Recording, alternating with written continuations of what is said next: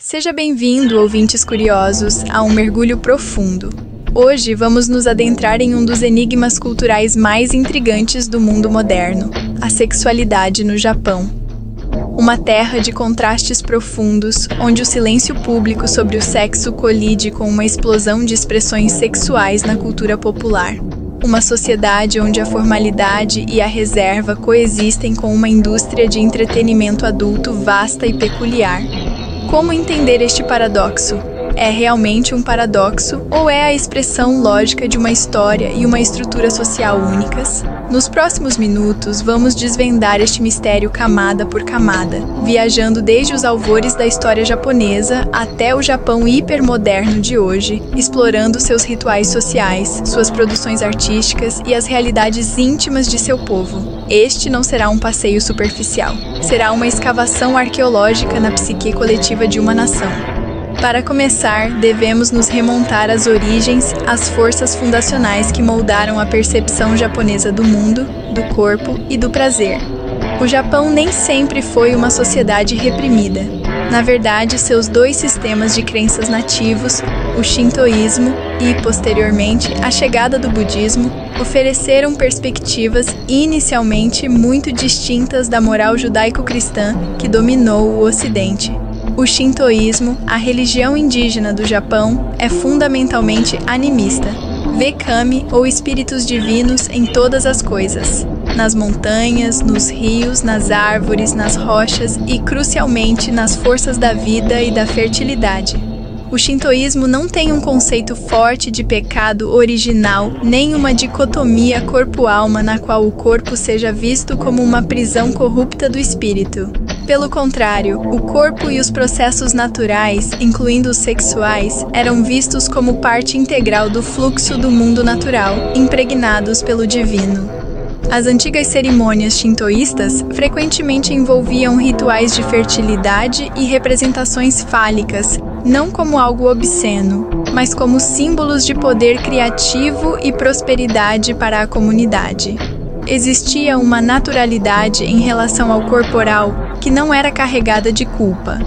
A chegada do budismo da China e da Coreia a partir do século VI d.C. introduziu uma camada de complexidade. O budismo, com sua ênfase no desapego dos desejos mundanos para alcançar a iluminação, poderia parecer uma força repressiva. E, de fato, certas escolas budistas promoviam o celibato monástico.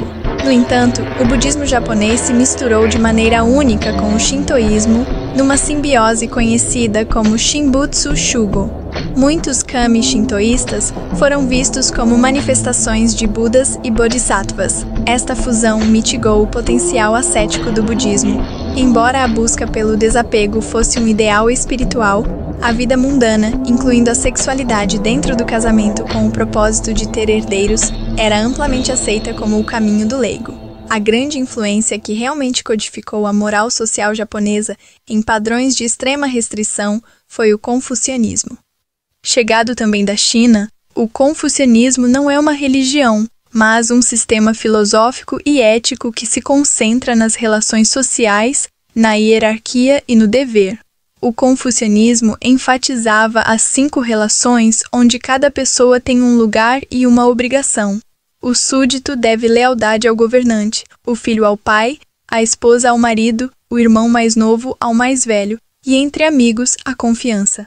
Este sistema criou uma sociedade profundamente vertical, onde o grupo, a família, o clã, a nação, prevalece sobre o indivíduo. A conduta correta, a deferência, a harmonia grupal, e evitar a vergonha pública tornaram-se os valores supremos. A sexualidade, como uma força individualista e potencialmente disruptiva, tinha que ser estritamente canalizada e controlada dentro dos confins do dever familiar, principalmente a procriação. A expressão pública do desejo ou da paixão tornou-se algo que ameaçava a harmonia social e, portanto, era fortemente reprimida.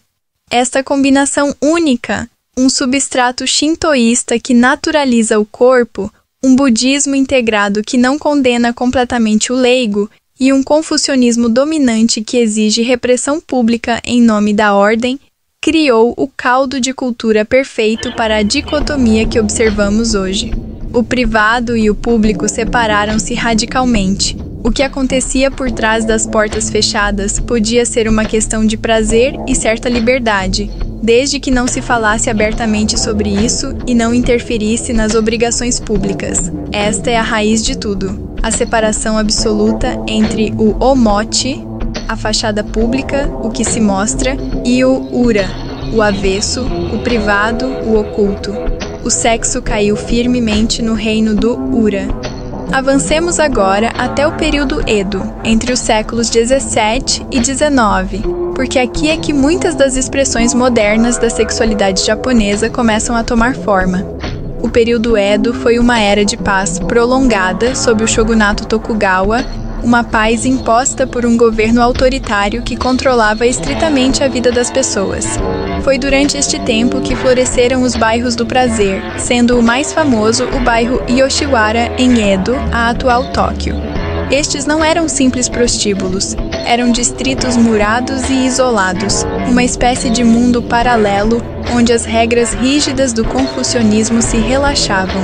Aqui, os comerciantes e samurais abastados podiam escapar das formalidades rígidas da sociedade. Mas o apelo não era apenas sexual. A figura central deste mundo era a cortesã de alta classe, a oiran ou a geisha. A geisha, é importante esclarecer, não era uma prostituta. Era uma artista de entretenimento, habilidosa em canto, dança, música, caligrafia e conversa inteligente. Sua arte consistia em criar um mundo de elegância, beleza e fuga emocional e intelectual para seus clientes. O sexo podia ser parte do relacionamento com uma cortesã de menor escalão, mas com uma geisha pagava-se primariamente por sua companhia e talento artístico. O bairro do prazer tornou-se o ura institucionalizado, o espaço socialmente sancionado, onde o prazer, o romance e a beleza estética podiam florescer longe do olhar público. Este conceito de um espaço separado para o relaxamento e o prazer continua profundamente arraigado na cultura empresarial japonesa moderna, com seus bares de hostess e o entretenimento após o horário de trabalho. O período Edo também viu uma explosão de arte erótica, conhecida como shunga, que significa imagens da primavera, sendo primavera um eufemismo para o sexo. O shunga não era arte clandestina e vergonhosa. Era imensamente popular, produzido pelos melhores artistas da época, como Hokusai e Utamaro, e era consumido por homens e mulheres, casados e solteiros de todas as classes sociais. Dava-se de presente às noivas antes do seu casamento, guardava-se nos toucadores das damas da alta sociedade e era desfrutado pelos comerciantes. As imagens são explícitas, muitas vezes humorísticas e fantásticas, mostrando genitais de tamanho hiperbólico e cenas de paixão transbordante. O shunga reflete aquela naturalidade shintoísta inicial, mas também a função do ura, o sexo como um mundo de prazer e imaginação vibrante que existia em paralelo à vida pública formal. A criminalização e desaparecimento gradual do shunga chegaram mais tarde, com a abertura do Japão ao mundo na era Meiji e a adoção das moralidades vitorianas ocidentais, que consideravam esta arte como bárbara e obscena. O Japão, em seu esforço para se modernizar e ser aceito pelas potências ocidentais, internalizou esta vergonha e começou a reprimir suas próprias tradições abertas sobre o sexo. Agora, demos um salto monumental para o Japão do pós-guerra, após a Segunda Guerra Mundial. A derrota e a ocupação estadunidense foram um choque traumático que reconfigurou a sociedade japonesa. Impôs-se uma nova constituição que, entre outras coisas, garantia a igualdade de direitos para as mulheres. A economia, destruída, foi reconstruída com um foco obsessivo no trabalho e na produtividade grupal, dando origem ao fenômeno do salaryman, o assalariado corporativo que dedicava sua vida à empresa. Neste novo contexto, a dicotomia omote-ura adquiriu uma forma moderna e potente. O omote tornou-se a máscara do salaryman impecável, trabalhador, sério e dedicado à sua empresa. Um homem que suprime seus desejos individuais pelo bem do grupo. O ura tornou-se o reino da cultura do entretenimento adulto, que explodiu na segunda metade do século XX para fornecer uma válvula de escape às pressões desta sociedade hipercompetitiva. É aqui que devemos nos aprofundar no fascinante e muitas vezes incompreendido mundo da indústria de entretenimento adulto japonês, porque é o espelho mais claro dos desejos, ansiedades e fantasias reprimidas da sociedade. Esta indústria é vasta e incrivelmente segmentada. Não é um monólito. É um ecossistema complexo com seus próprios gêneros e subgêneros. Comecemos com o mangá e o anime para adultos, conhecido como hentai. A palavra hentai em japonês significa metamorfose ou pervertido e no ocidente é usada como um termo geral para a pornografia animada japonesa. No entanto, no Japão, o termo mais comum é jai ou ekishi para conteúdo mais suave. A chave para entender o hentai não é apenas seu conteúdo explícito, que muitas vezes inclui fantasias extremas, não consentimento e monstros, mas sua função. Ele fornece um acesso ilimitado a fantasias sexuais no meio que, por ser desenhado, elimina completamente a participação de um corpo humano real. É o ura perfeito, uma fantasia pura, consumida em privado, que não envolve o risco social de interagir com outra pessoa real e enfrentar a potencial rejeição ou a vergonha. É uma solução tecnológica para um problema social, a dificuldade para a intimidade. Junto ao hentai estão os videogames eróticos ou eroge.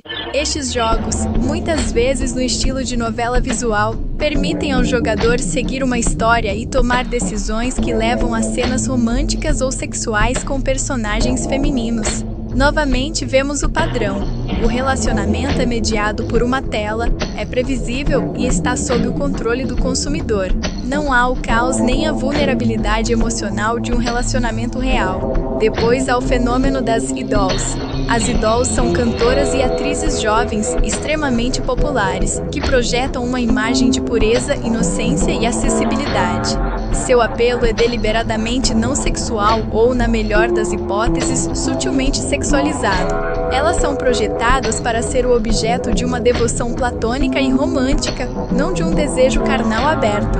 Os fãs, conhecidos como otaku, podem dedicar enormes quantidades de tempo e dinheiro para apoiar sua idol, indo a shows, comprando produtos e acompanhando cada aspecto de sua vida. A regra de ouro, muitas vezes explícita nos contratos das idols, é que elas não podem ter namorado ou ter uma vida romântica pública. Isto mantém a fantasia de acessibilidade para os fãs. Quando se descobre que uma idol tem um relacionamento privado, muitas vezes ela enfrenta um escândalo público massivo e a ira de seus fãs, o que pode acabar com sua carreira. Este fenômeno ilustra vividamente a intolerância para com a expressão pública da sexualidade feminina e a preferência por uma feminilidade infantilizada e inacessível, que existe num plano de fantasia. No mundo físico, temos estabelecimentos como os image clubs, ou soaplands, que são banhos públicos que oferecem banhos eróticos e sexo com trabalhadoras sexuais. Os kyabakura, ou clubes de garçonetes, onde os homens pagam para sentar e conversar com mulheres jovens e atraentes que lhes servem bebidas e os elogiam. Estes lugares não são apenas sobre sexo, são sobre a experiência de ser cuidado, admirado e ouvido. Uma necessidade que muitas vezes não é satisfeita nas rígidas hierarquias do trabalho e da família japoneses. É o anseio por conexão emocional e validação, canalizado através de uma troca comercial. Todo este ecossistema do ura parece indicar uma sociedade obcecada pelo sexo, mas aqui é que o paradoxo se aprofunda até se tornar uma crise. Porque ao mesmo tempo que esta indústria floresce, o Japão enfrenta o que os demógrafos e sociólogos chamam de o problema demográfico. O Japão tem uma das taxas de natalidade mais baixas do mundo, muito abaixo do nível de reposição. Sua população está envelhecendo e diminuindo rapidamente. E a razão fundamental não é apenas que as pessoas não tenham filhos, mas que cada vez têm menos sexo.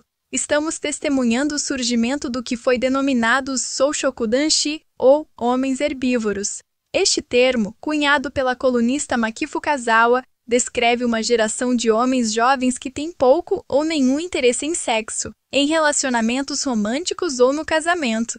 Eles não são homossexuais ou assexuados por definição, simplesmente retiraram sua energia da busca por um parceiro.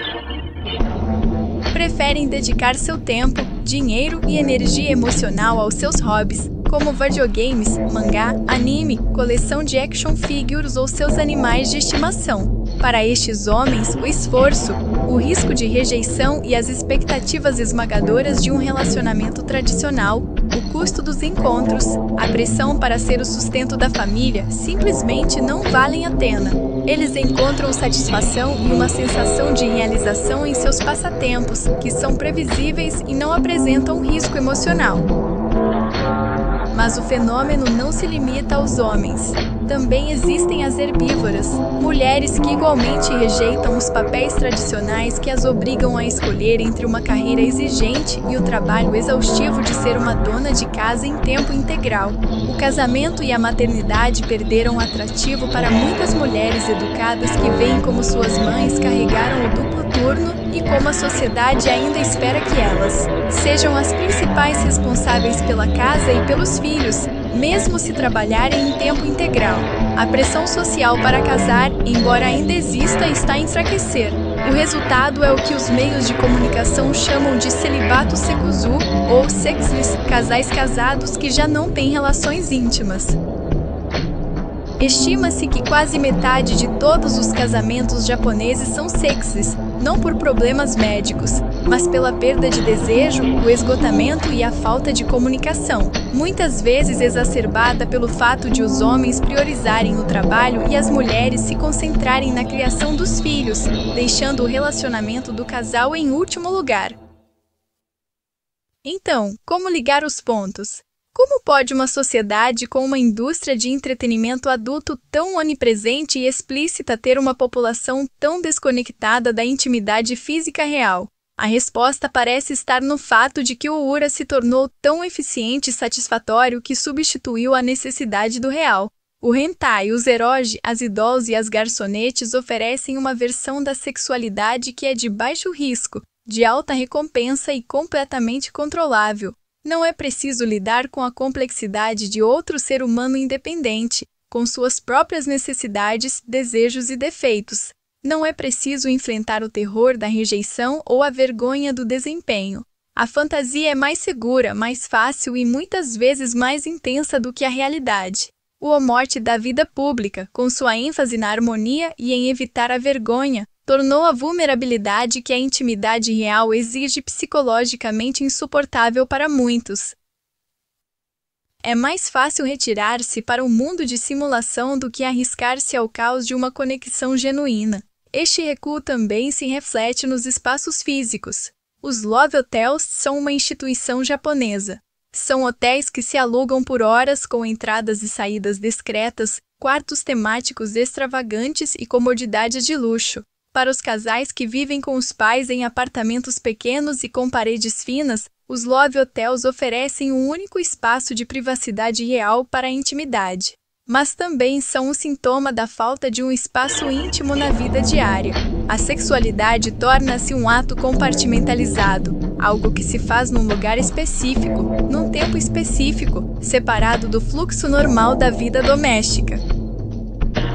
Finalmente, devemos abordar a situação da comunidade LGBTQ+ no Japão, porque sua experiência ilumina outra faceta desta dicotomia. O Japão é, em geral, um país seguro para as pessoas LGBTQ+. Não há leis que criminalizem a homossexualidade, e a cultura popular tem representações de personagens transgênero e homossexuais, muitas vezes em formatos de comédia. No entanto, a pressão social para se conformar é imensa.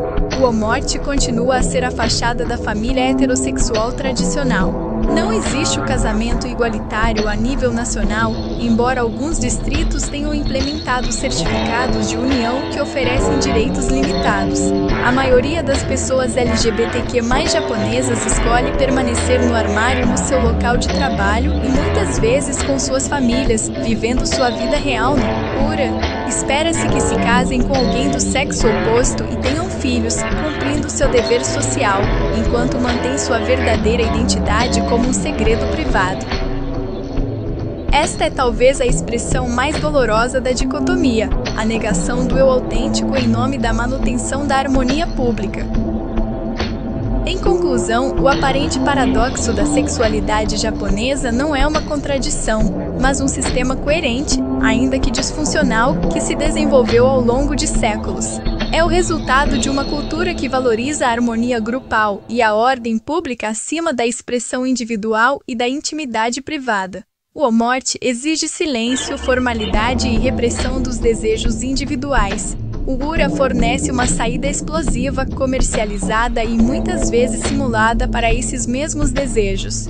Mas na era moderna, a eficiência e segurança do Ura, o mundo do entretenimento adulto, dos hobbies e das fantasias, tornou-se tão poderosa que está anulando o impulso biológico e emocional que a sustenta. As pessoas já não precisam transgredir, podem simplesmente retirar-se. O resultado é uma nação que, apesar de estar saturada de imagens sexuais, está morrendo lentamente por falta de contato humano genuíno. O Japão encontra-se preso entre a herança de um passado que naturalizava o prazer dentro de um contexto social, as imposições de uma moralidade confucionista e vitoriana que exige descrição, e as tentações de um mundo moderno que oferece substitutos digitais mais fáceis para a complexidade do amor e do sexo reais. Compreender o Japão é compreender que o sexo nunca é apenas sexo, é o espelho das ansiedades, dos desejos e dos contratos sociais mais profundos de uma cultura. E no espelho do Japão, vemos refletido o desafio universal de encontrar um equilíbrio entre o desejo individual e a harmonia coletiva, um desafio que, no caso do Japão, atingiu um ponto de crise crítico e fascinante.